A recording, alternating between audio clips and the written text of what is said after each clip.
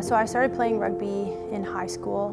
My high school had a really successful program, and I knew that I wanted to play from a young age. My grandfather played rugby in the UK, and I was just kind of hooked from the minute I stepped on the pitch in grade 9, and then just progressed through with club and the provincial team, and knew that when I came to university, I wanted to play for a school that had a strong rugby program. So in November 2017, I got the selection email that I had been chosen to represent Canada on our November tour to England for my first senior tour. It was kind of a moment of shock because I had wanted it for so long and I wasn't expecting to get it so soon. But that was a great experience. The team was so welcoming. It was really exciting to finally be able to put on the senior jersey and to run out knowing that I had earned a cap for my country, which not a lot of women have the opportunity to do that. And it definitely made me excited for the future, knowing that I was good enough to play at that level and I just had to continue to work hard in order to continue to have those opportunities. So in May of 2018, we had a Canada East training camp, basically coming into the new cycle after our November tour in 2017. I had a great off season. I felt strong, I felt fit, and I was really excited to get back in that team environment. In our inter-squad game on the Sunday, I came across the pitch to make a tackle. It was a tackle I could make in my sleep, and I just kind of awkwardly had my leg come out. It hit the ground and bounced up. I rolled into touch. I felt a pop in my knee and I knew something was wrong. In that moment, I think I was in a state of shock because I was trying to process what had happened. I didn't know what was going on in my knee. All I knew was that I was in a lot of pain. And obviously it's hard when you've come that far to think, oh my goodness, like I could have done something that's gonna significantly alter the next few months, the next year of my career.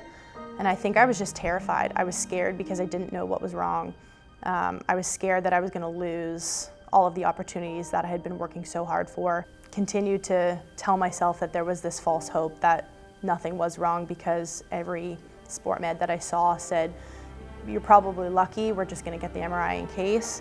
So I think it was a moment of realization that no, there's actually something very wrong, but I was surprised at how quickly after that phone call my mindset shifted to, okay, this is the situation I'm in, how do I go about fixing it?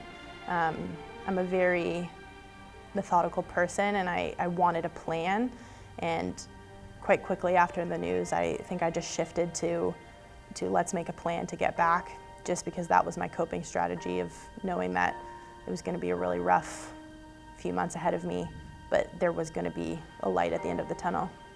I think from the onset, I had the end goal knowing that I wanted to come back, but it's pretty hard in those dark moments to not have a thought creep into your mind that you might not be able to come back from it. There's no guarantee with an ACL. Obviously the research and the techniques have gotten better, but everybody's different and everyone responds to it differently. So as much as I did try to stay as positive as I could, there were moments where I did question if I would ever be able to play at the level that I was playing at before, if I would be able to have the strength and the speed and to not live every day cautious that I was going to injure my knee again or be in pain.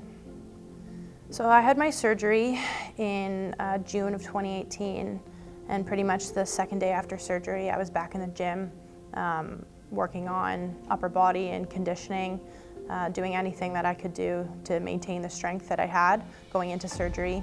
I started physio immediately, and my days basically revolved around physio and strength training, and I did that for the whole summer.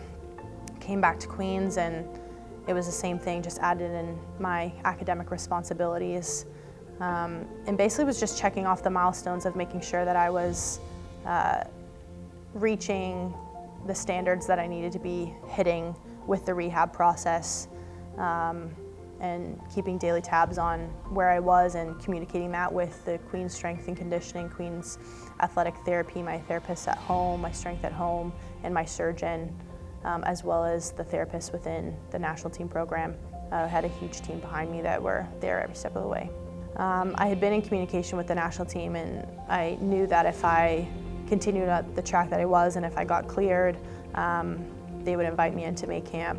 So it was just a process of making sure that I was continuing to stay diligent about my rehab and my recovery, communicating with my surgeon and my medical team to make sure that all that information was passed between the two groups.